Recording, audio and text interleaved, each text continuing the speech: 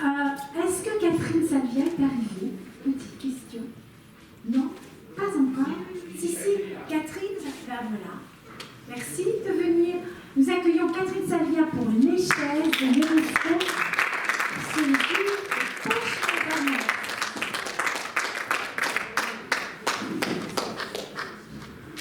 Merci beaucoup d'être là. C'est vraiment super.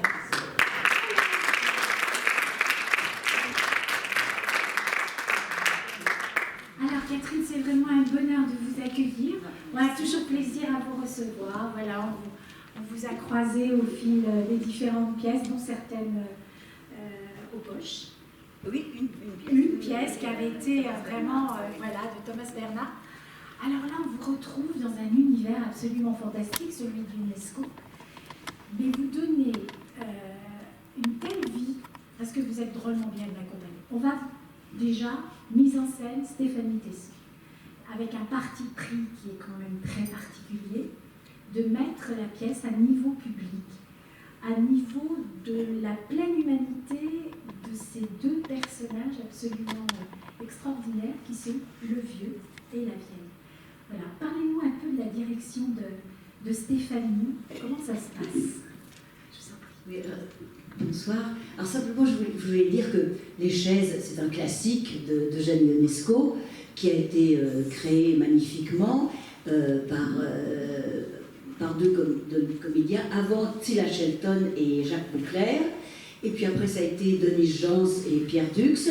Après, ça a été Michel Robin et Clotilde de Bézère. Et récemment, c'était Michel Lescaut et Dominique Raymond. Donc, ça a été, et j'en passe, et des meilleurs, comme on dit dans Hernani de Victor Hugo.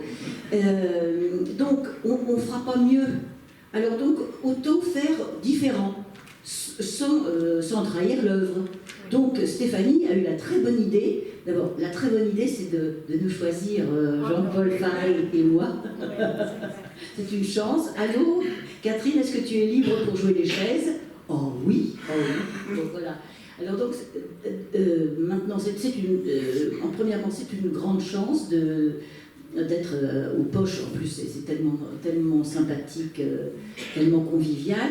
Et puis de le faire comme ça, à la limite, on n'a pas de complexe, parce qu'on peut, si vous voulez, c'est comme si le matin, on va voir le cadre noir, et l'après-midi, on monte à cheval.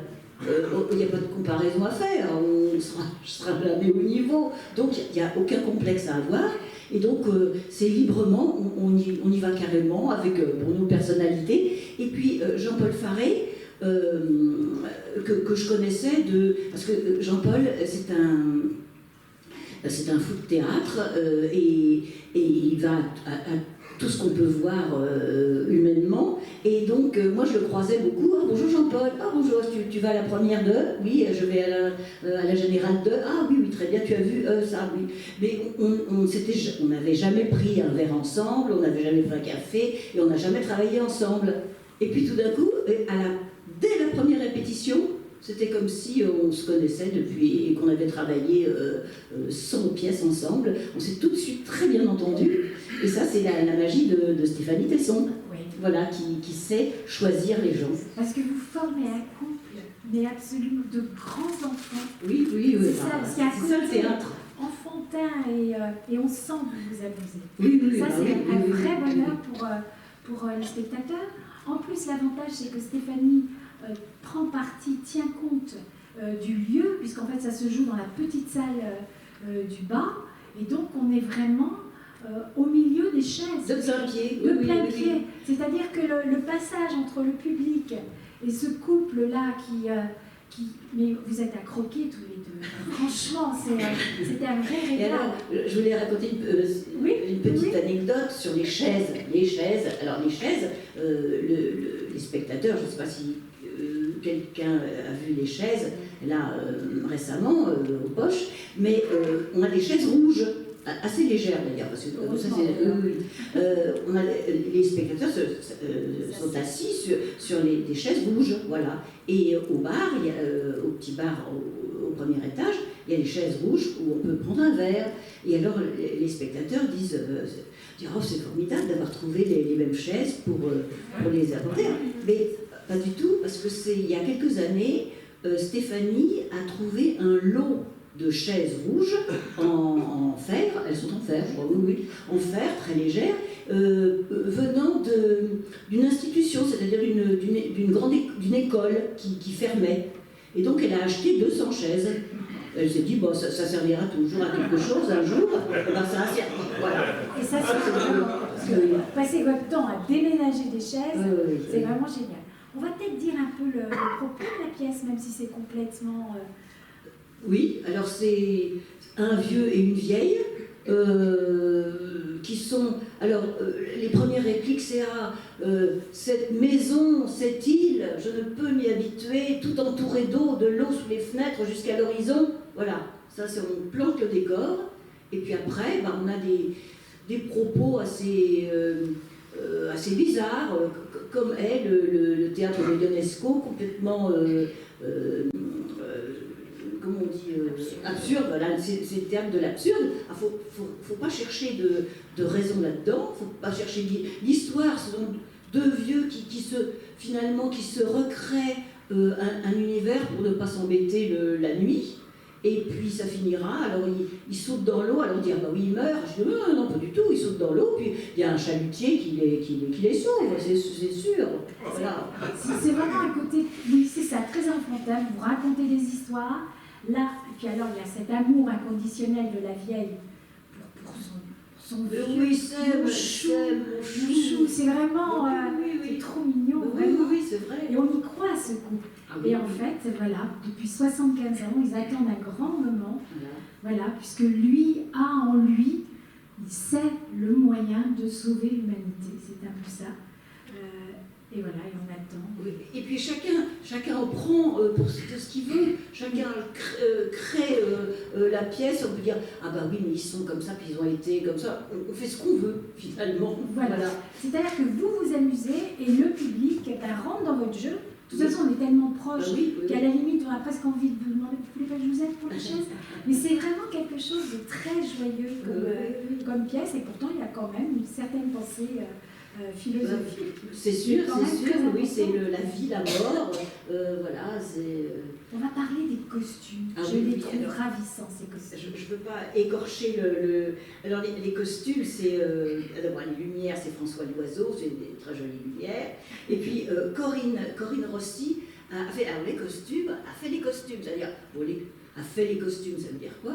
C'est-à-dire qu'on est allé dans le stock de costumes de Stéphanie. Et puis, Corinne Rossi a dit oh, attends, ça ce serait bien ça, un peu une vieille jupe. Alors moi j'ai une jupe, mais elle était à l'envers. Et puis on a dit oh non, c'est très bien comme ça, c'est très bien. Alors on l'a prise à l'envers, et puis on a dit ah le jupon, oh, ça va très bien. Et ça colle tout de suite. C'était un jupon qui a servi à beaucoup de pièces avant, c'est dans le stock. Quoi. On a pris, et Stéphanie qui fait non, ça c'est bien. Bon, non, si, c'est bien. Eh ben, elle a raison, voilà, un petit collier, oh oui, ça, puis c'est de briques et de broc. Et des petites chaussures, et puis par exemple le costume de Jean-Paul Faré, c'est un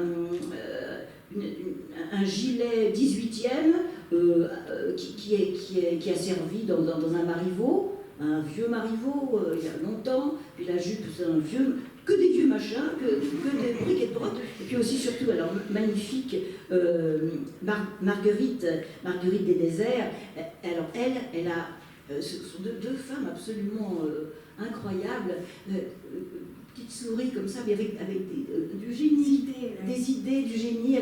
Et alors Stéphanie dit je voudrais que vous soyez comme ça. Oh oui, mais non, mais elle a raison. Alors on a du doré comme ça, et puis par exemple la jupe, elle a fait oui, mais faut faire ça. Alors Marguerite a pris des pinceaux, et puis mais c'est-à-dire qu'elle a fait comme ça, comme de la peinture abstraite dans l'abstrait, et c'est magnifique, et ça donne, les gens disent oh les costumes sont extraordinaires, ils sont très gais, ils sont rouges, et alors Stéphanie voulait s'inspirer un peu du côté roumain des ascendances de Ionesco. Voilà. Donc vous l'aurez compris, c'est vraiment une pièce Voilà, c'est gai, c'est enlevé, on a vraiment l'impression, et en fait même le choix des costumes, c'est des gamins qui sont allés dans un grenier, qui ont ouvert une malle, En plus, et qui ont été piqués, voilà. Et tout est à l'aune de cela, à la fois sur les décors, il n'y en a pas, il y a juste des rideaux, mais que ce soit le costume, vous-même, en fait tout est vraiment sur le mode à la fois joie de vivre, bien qu'on sache que ces deux-là sont à la fin d'une vie, voilà. Donc, mais à aucun moment il y a de la mélancolie, de la nostalgie, c'est toujours gai, enlevé, vraiment un très très joli moment. Alors donc ça se joue au Poche Montparnasse, et alors Catherine, j'ai vu que vous aviez les horaires. Oui, ah bah, ça je les sais quand même. Bah oui. Du mardi au samedi 21h et le dimanche 15h, c'est-à-dire tous les jours, sauf le lundi soir et le dimanche soir, et puis matinée le dimanche à 15h, et ça dure 1h05, parce qu'on a quand même beaucoup coupé, parce que chaque pièce a son rythme et à sa longueur suivant les époques. Par exemple, il y a 20 ans, il y a 30 ans, il y a 40 ans, on n'écoutait pas une pièce aussi longue, et maintenant on a besoin que ce soit assez court, les pièces, et comme c'est très nourri comme texte. Alors, ce que je voulais dire, c'est que ce qui est formidable, on n'a pas énormément, les gens ne sont pas tellement, tu joues les chaises, on n'a pas tellement de publicité au courant, mais ce qui est extraordinaire, c'est que tout d'un coup, quand même, le soir, on a du monde. Alors, c'est une réplique des chaises, du monde, et on apporte les chaises, et il y a quand même du monde, et ce qui est formidable, c'est que les gens se disent, bon, les chaises, Ionesco, oh là, l'absurde, oh là. Et puis, c'est quand même un effort d'aller au théâtre, quand même. C'est à 9h. Bon, elle me dit, ça dure 1h05, tant mieux, c'est pas trop long. Et puis, ce qui est extraordinaire, c'est que les gens sont surpris d'avoir passé 1h05 comme ça, et puis d'avoir ri, et puis de se dire, c'est pas du tout bien, parce que même moi, j'aurais dit, les chaises, bon, j'y vais parce que je connais machin, ou tout ça, mais sinon on va pas, on se dit, les chaises, formidable. C'est un effort d'aller au théâtre, et les gens, je crois que les gens sont récompensés, et nous aussi, parce qu'on a un énorme plaisir à jouer cette pièce. Voilà, vous l'aurez compris, l'enthousiasme il est partout, à la fois dans la salle, parmi les spectateurs, puis alors les comédiens, je vous en parle même pas, c'est que du bonheur. Bravo, merci.